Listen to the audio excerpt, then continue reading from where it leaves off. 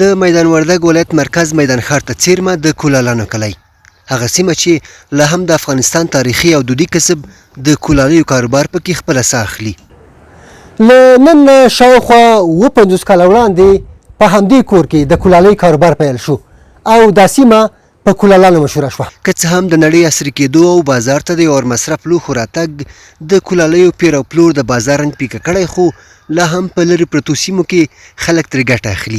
د کولالیو ټول کار په لاس او پښو ترسره کېږي او هیڅ ډول عصري ماشین پکې ونډه نه لري. دا پخوا څه به و زموږ په یادښت سره به خلکو دغه د خټې کټوې اخیستې، دې کې به یې غوښه پخولې، دې کې به وریځې پخېدې، دې کې به یې خوند ښه راتله، ډېر ښه پخېده.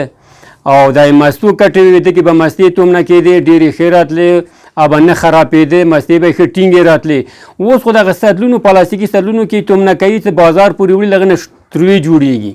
قیام الدین وایي د میاشتې یوازې یو دشت کولالي بازار ته وباسي او خپله ورځ پرې چلوي. د میاشتې دغه یو دشت تولیدوي، تقریبا یو 600 شیه غټ واړه تولیدېږي. څومره یې خرڅېږي درې؟ دغه نو د دوکاندار څه وي خو په یو جمعه کې وړي، یو 2 پیرې وړي، او که دوکاندار یې ونیسي موږ ته پاتې دغه د پروسهګان شی پاتې دا د پروس کال دی. خو وایي که امکانات ورته برابر شي د کولالیو تولید کې د زیاتوالي ترڅنګ به نورو بېروزګارو ته هم د کار فرصت برابر شي. ولې نسو جوړولی چې موږ ته شرکت جوړ کړي، خپله وته کسان او کار باندې مختص کار وکوو، اقتصاد به زموږ هم ښه سي، نور به تولید وطن ته زیات سي، اضافي کاریګر به پکار سي د خاوره میده کولو دپاره. اوس فرض کړه ماشین د موږ ته راکړي، د خاوره پکې ماشین کو زرنده دې راکړي.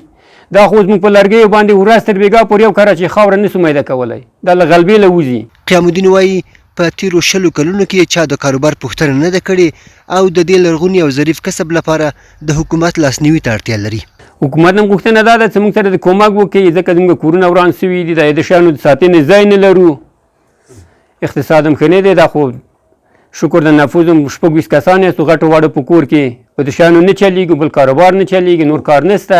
حاجي صاحب محمدین چې د دغه کاروبار مشر دی وایي که چېرته له وطني تولیداتو څخه ګټه اخیستنه زیاته شي، د نورو ګټو ترڅنګ به ځوانانو ته په هیواد کې کاري فرصتونه هم زیات شي.